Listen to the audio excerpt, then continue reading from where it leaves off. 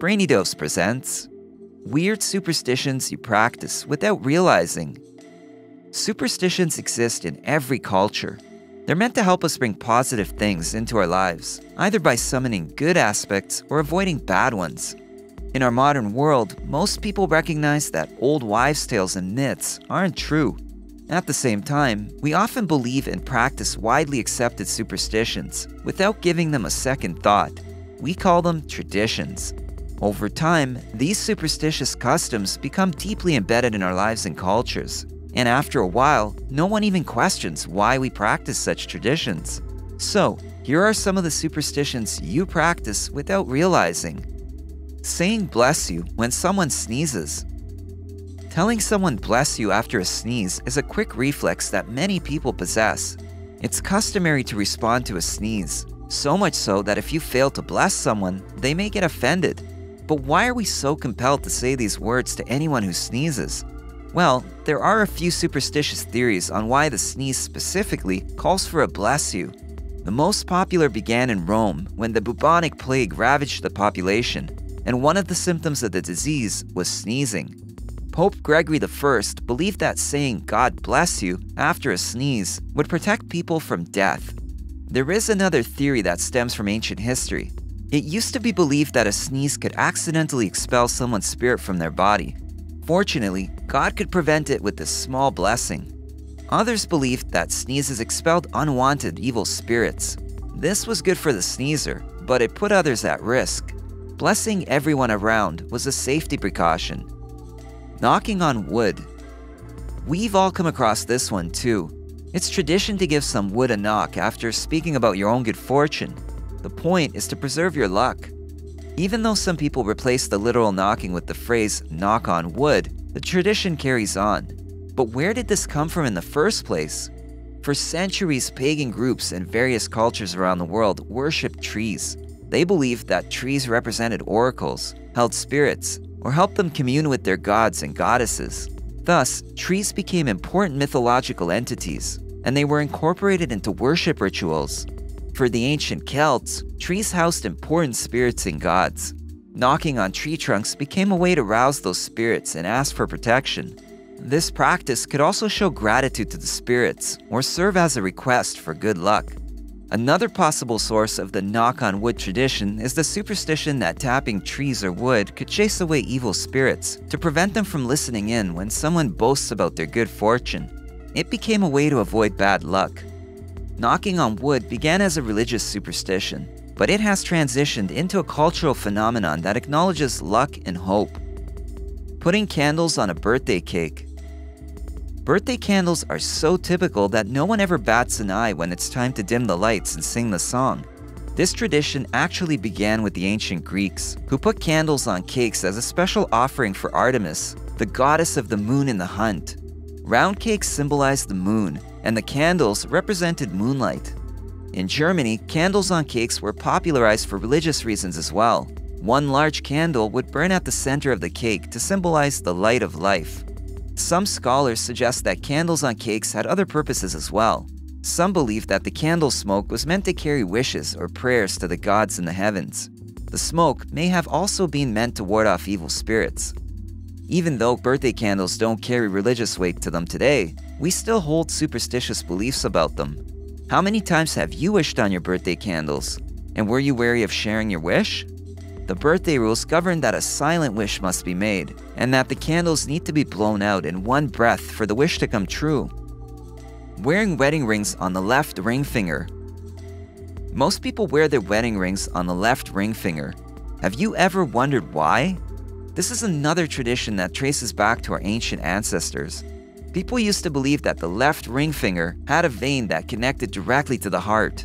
The early Romans called it the vena amoris, the vein of love. When worn on the proper finger, a ring could connect two lovers' hearts. So, this heart-to-ring connection solidified the formal union of marriage and symbolized the couple's shared love. Although the vena amoris in our left hand is romantic and symbolic, we now know that we possess venous connections to the heart in every single finger we have. Even though science has shattered the foundation of this tradition, our superstitions hold true. Wedding rings must be worn in a specific way to symbolize two lovers' commitment. Clinking glasses to toast. Whether you're sitting around the dinner table or standing by the bar, a quick toast is ordinary and fun. We don't usually think about why we say cheers or clink glasses together. We just do it. The history behind this has been long forgotten by most. But why do we clink glasses, toast, or say cheers? Predictably, some of these traditions also originate from religious superstitions of the Greeks and Romans. During celebrations, they would raise their glasses before drinking to offer wine to their gods, hoping for good favor and thanking the higher powers. The expression of toasting, however, comes from a later time period. During the Elizabethan era, people would literally put toast in their wine. The bread would soak up the wine's acidity, resulting in a more palatable drink. It was especially common if the wine was of poor quality. Finally, clinking glasses together could stem from several superstitions. Some believed that early Europeans hoped to drive off evil spirits with the sound. Others think that the clinking was meant to slosh some of the drinker's beverage into another's cup, ensuring that the drink wasn't poisoned. Either way, clinking glasses became a symbol of trust and honesty, as well as good health and fortune. Dressing up and trick-or-treating on Halloween. Did you know that Halloween can be traced back to the ancient Gaelic festival of Samhain? It occurs on the exact same day, the 31st of October. This day was important to the Celts because it marked the seasonal change. But that wasn't the only special thing about this time. Samhain was also significant because the boundary between the living and the dead thinned during the seasonal pivot. They believed it became possible to commune with the dead. Because of this belief, the early pagan holiday involved ritualistic ceremonies to connect the living to the spirits. Although much is left unknown about the celebrations of Samhain, it is widely accepted that the Celts wore costumes such as animal hides to disguise themselves from ghosts. They also feasted and created lanterns from turnips to ward off unwanted visitors. It's easy to see how translations of these superstitions exist in modern culture. After all, Halloween is all about candy, jack-o'-lanterns, costumes, and parties. Although the holiday still exists, the pagan meaning became mere undertones or myths. Halloween remains a part of pop culture, but with more modernized traditions. Kissing on New Year's Eve.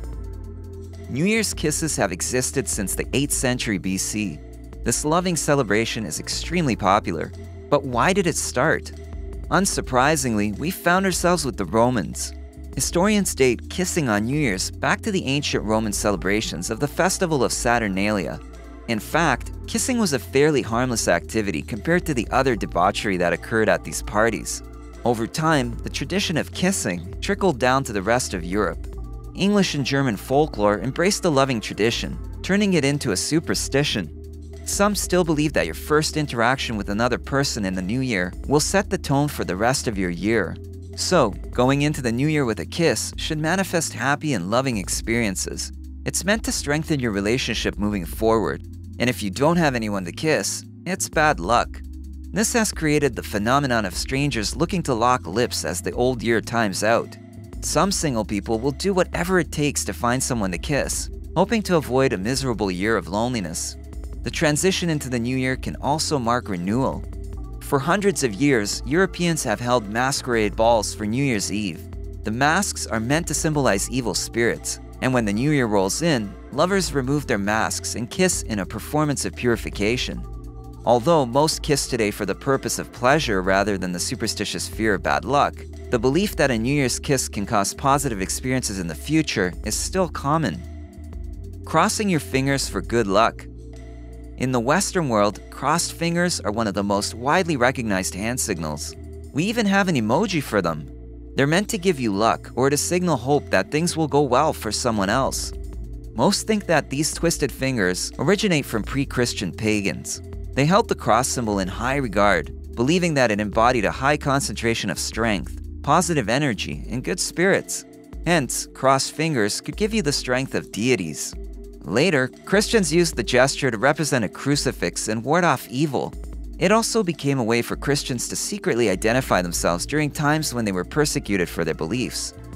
Whether we're honest about it or not, we all have some small practices that we do to bring good fortune and avoid negativity. As long as our traditions don't do more harm than good, there's nothing wrong with having them. Even if they're irrational or illogical, Our beliefs can imbue us with the confidence to overcome challenges, boost our performance, and relieve our anxiety and stress. What do you think? Were you surprised about the superstitious meaning behind these common practices? Share your thoughts and comments below. If you enjoyed this video, give it a thumbs up and share with your friends so we can keep making them. For more videos like this, hit the subscribe button and remember to click on the notification bell. Also, be sure to check out our other videos as well. Thanks for watching.